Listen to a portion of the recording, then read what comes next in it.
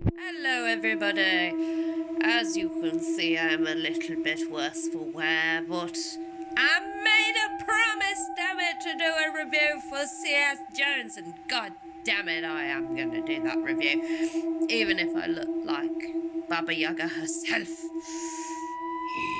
Anyway, I have this book, and it is a beautiful book. Look at it. It is amazing. I love it. So, Baba Yaga by C.S. Jones, which involved me getting a signed copy, which says that she is watching me. Well, if she is watching me, she's probably pissing herself laughing because, in all fairness, this is my own fault. A handsome gentleman offered me his coat, being lovely, and I, being a stubborn cow that I am, went, "No, I'm fine," and forgot that this person's body does not work like normal person's body, and I kind of gave myself a cold. So yay me. Anyway, Baba Yaga. So we follow 3 SS soldiers. So this is during World War II. So these are Nazis. Now, most people would be like, oh good, Nazis getting murdered.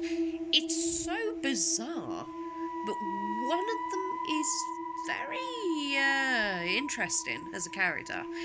Captain Schwartz comes to this door, cottage, they're on the run, they have deserted their posts, they've left the battlefield, so they've left the nightmare of war behind them, trying to escape their sins, trying to find redemption for all the horrific shit they've done under the Nazi rule.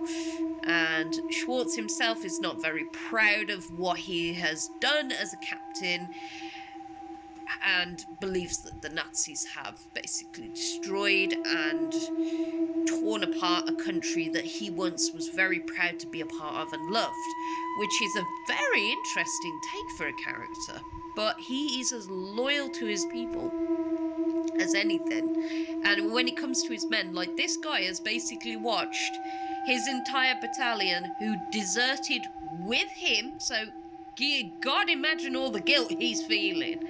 They deserted with him, and they're all dropped like flies, and you will love that reference because later on it literally does mean drop like flies. Well, a big blue bottle anyway. Yeah. So if you are not into insects, or you have a phobia when it comes to creepy crawlies, this book might, this might trigger you a little bit, because there is some bits in there that is very gory and in detail, and will make your skin crawl. They end up going to this cottage, forcing their way past the host, Kruger, Wilhelm, who has seen some shit, sole survivors of it, and a little old lady who seems pretty harmless, but they are adamant this woman is a monster in disguise and is the incarnation of Baba Yaga. As the story goes on and we go more intense, more deep, more vile, more twisted, we realise that, that little old lady isn't what you should be worried about. Because the surroundings, and there's just something unsettling.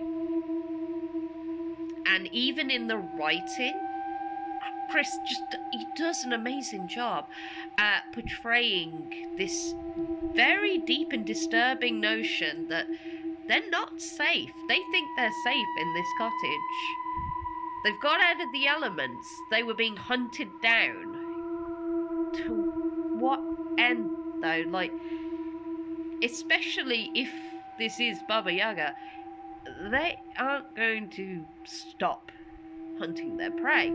And if you're familiar with the fables and the tales of Baba Yaga, you know that Baba Yaga doesn't travel alone, essentially. They have something a bit more portable. I won't give anything else away, but it is a really good, dark, twisted take on Baba Yaga and the fable and just the story in general as we go deeper into kind of Germanic lore. Very dark and twisted, Brothers Grimm kind of style, mixed in with a bit of Clive Barker-esque kind of gore and horror. So I was very, like, taken by this story, to be fair, and I actually had a freaking nightmare.